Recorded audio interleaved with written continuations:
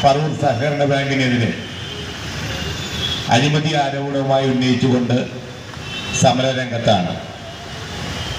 ഇന്നിപ്പോ ഈ നമ്മളെടുത്ത സമരത്തിന്റെ ഒരു പരിസമാപ്തി കുറിച്ചുകൊണ്ട് കേരളത്തിലെ പിണറായി വിജയൻ ഭരിക്കുന്ന വിജിലൻസും സഹകരണ വകുപ്പും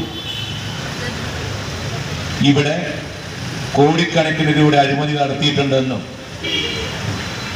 അഴിമതി നടത്തിയ മുൻ ഭരണസമിതി അംഗങ്ങളെയും മുൻ സെക്രട്ടറിയെയും CPM-ന്റെ നേതാവിന്റെ മകളായ ഇപ്പോഴത്തെ സെക്രട്ടറി അടക്കം പ്രതികളായി പ്രതി ചേർത്ത് വിജിലൻസും സഹകരണവും സമർപ്പിച്ചു.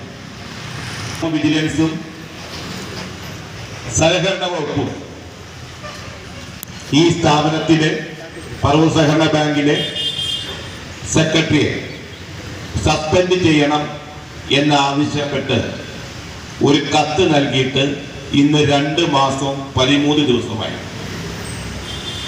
ഞങ്ങൾക്കിത് വിവരാവകാശ പ്രകാരം ലഭിച്ച കത്തിലാണ് ഞങ്ങൾക്കിത് അറിയാൻ കഴിഞ്ഞത്. ഇതുവരെ ഈ ഭരണസമിതി യാതൊരുവിധ നടപടിയും എടുത്തിട്ടില്ല. കാരണം അതെല്ലാവർക്കും അറിയാവുന്ന കാര്യമാണ്. ഇതിലെ പ്രധാനപ്പെട്ട പ്രതി CPM-ന്റെ ഏരിയ സെക്രട്ടറി ശ്രീ TV നിതിനാണ്. സെക്രട്ടറിക്കെതിരെ നടപടി സ്വീകരിച്ചാൽ ശ്രീ TV നിതിനടക്കം 3 ഏരിയ കമ്മിറ്റി അംഗങ്ങൾ, ലോക്കൽ കമ്മിറ്റി അംഗങ്ങൾ, ലോക്കൽ കമ്മിറ്റി സെക്രട്ടറി അടക്കം CPI-യുടെ നേതാക്കളടക്കം അവർക്കെതിരെ നടപടി സ്വീകരിക്കണം. കഴിഞ്ഞ 1 മാസം മുമ്പ് ഇവർ ഈ നടപടിക്കെതിരെ സർക്കാരിനെ സമീപിച്ചു. സർക്കാർ പറഞ്ഞു ഇത് അംഗീകരിക്കാൻ പറ്റില്ല, കുറ്റക്കാരെ നടപടി സ്വീകരിക്കുമ്പോഴോട് തള്ളി. അതിനുശേഷം ബഹുമാനപ്പെട്ട ഹൈക്കോടതിയിൽ ചെന്നു.